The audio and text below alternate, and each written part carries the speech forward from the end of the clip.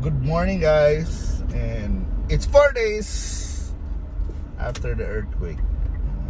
Day 4 of our relief operations, and in a way, the Cebu City, it's like normal naman, back to normal man ng life. I mean, people are working. White klase ang mga kids, but many college students or senior high, I think, are helping in the relief drop-off zones. And ang atong mga storya today is katusong sa call centers di because now we are a skyscraper city naman ta. When the earthquake happened, that's a big issue because of course the strong earthquake, the first thing we do is we need to go out of the buildings, diba? Kaya iba man yung normal yun na protocol na there's a strong earthquake na not cold and cover, pero when it stopped, you have to go out, diba? Kaya ilagyan i-check ng mga structures, diba? Kaya it would be dangerous usahay, especially if there are aftershocks na you are staying in buildings. So, mao ni atong kuan. Na mga call centers na yung mga balita ba na after the earthquake, gipabalik kuno sila dayon some offices because the lines are lining. I mean, the calls are lining up kuno. Daghan ako na kay linya na daghan ng mga tawag na wala maatiman. Yan ang problema lang ato na i-resibo. So diba na yung mga manager na harsh ang the way they write it. So medyo na-offense ang mga uban, diba, na tao na nanganugod na hindi ko na pareho reaction talang tao ba na yung mga tao na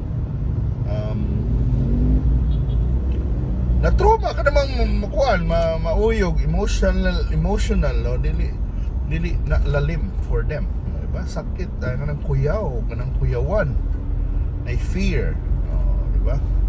And that's kuan manang uban mo reklamo gyud na how come they're doing this, ano papalikon ng trabaho, diba? Especially if you're in, let's say you're in the 17th floor, diba? Ngano good, diba? Or isang gay na first floor, diba? Di ba na tanan makuan nam gyud mga tao na mura pag nalisang, diba? The earthquake has may psychological effects, diba? Especially sa mga tao na kuan bang, yes, especially kung first time nimo to, or you get a scare of your life kay nakas 18th floor ya day naguyog-uyog, diba? Para pag di na kuan ay. And I think that was also unfair. Marag nagi ay dikiharon ang kanang mga taga nagtrabaho sa call center, an organization I think called Bien Cebu, that filed a case kay ngano some of the call center people are forced to go back to work, kaya nga good na or threatened or kanang pressured, diba, to work despite na ngani ang sitwasyon, diba? So di isa na kuan ba, di isa na sakto. So well, anyway, today we're gonna just check out the kita there is Capitol para kita ninyo ang response because I think we had an admirable response sa Capitol na to, na I mean, they're in a way they're fast, they're swift, they're responsible. Of course na yung mga gamay areas to improve, pero di man hindi man lalim sa it's not as simple man na kadaplit na kanay ambulansya.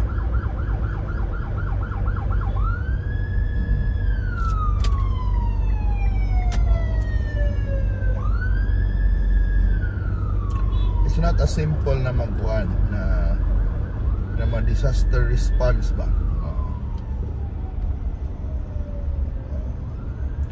Lagi na yung mga tao, I mean, di gina maabot diretso ang tanang tao, di man lagi yung mga lugar na it's not easy to reach kasi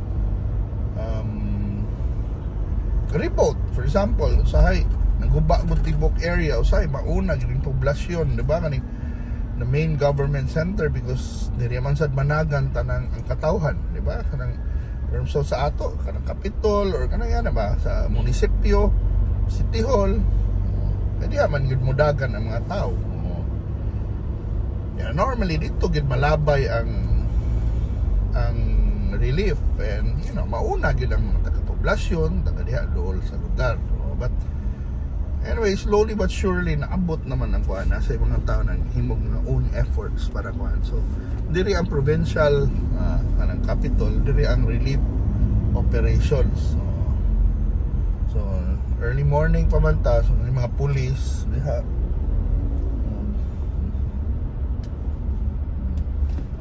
nag-dismantle sila. I think ibalhin nila ang kuan, pero diri yung Capitol kung ganahan mo maghatag og relief, naa na operasyon. So daghan naman nagpada, at least now the national government also at least around 200 million na may ipadaan nila sa Cebu na tabang, and there are many towns also. Mo shout out yung mga cities and towns like General Santos City, Pasig, Manila, Bayugan, Davao, Bohol na swift nilang response. So, not only nilang kwarta tingin, but also manpower to help. Usay, we need manpower man sa nila pag-iiro na nabang mga taga MMDA K9 units. So we'd like to give them a big huge shout out, because salamat nila na thank you sa inyong tabang. Diba? Hindi man ko official, I'm not a government official, but you know, as a Cebuano, I would like to thank also the people who helped. Mutabang, manitabang. Katong tanang donors, tanang ni volunteer, pasalamat ko. I mean, believe sa ko ba na it's a heartfelt thanks na feel yun na mo sa inyong tabang. Nabina sa mga taga-Bugo, even if I'm just an observer gani, di ba, magto ko na feel yun na mo inyong tabang na dako gamay, di na kuan, we won't, hindi mo na padag-anay, di mo na hambugay, di ba, na mag-iuban ka na i-quantify lang mga kuan diya, di ni pahambugay, di ni pa dak-anay. May uban ni donate jig mga dugo, how can you quantify blood, di ba? How can you quantify life, di ba? Ang oras sa mga tao, itong mga estudyante, ng mga medical students or kanang mga ana para nilarga ni adto kuan sa ground zero, para ilang oras di na sila wala sila swelduhi, di ba? Wala, that's priceless for me. That's priceless. Ay usay mas valuable pa na kaysa mga kuan, di ba? Usay kaysa sa monetary, di ba? Pero wala lagi tayo kwentahay, di ba? Ang piso nimo, di ba? Kung usa ka tao gali, mahingag na iban donate og 10,000 let's say, but sincere na nila kay bilyonaryo sila or unsa or milyonaryo. Pero natoy tao na the last 19 pesos niya yang gidonate, and that's still, you know, some people find it more admirable, di ba? So di lumba, do our part, do our share. Kung natay matabang, kung natay kwarta sad, natay mapalit, nang uban ni di-donate sa ilang oras. So mao na ning daghang salamat. Kung kinsa naman ko magpasalamat, pero yes, kay usay, you know, a small thank you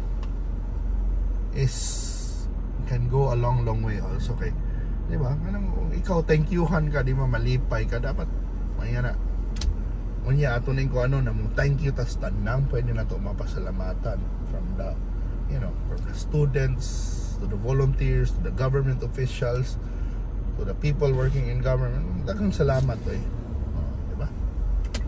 And thank you so much for watching, guys. That quick update.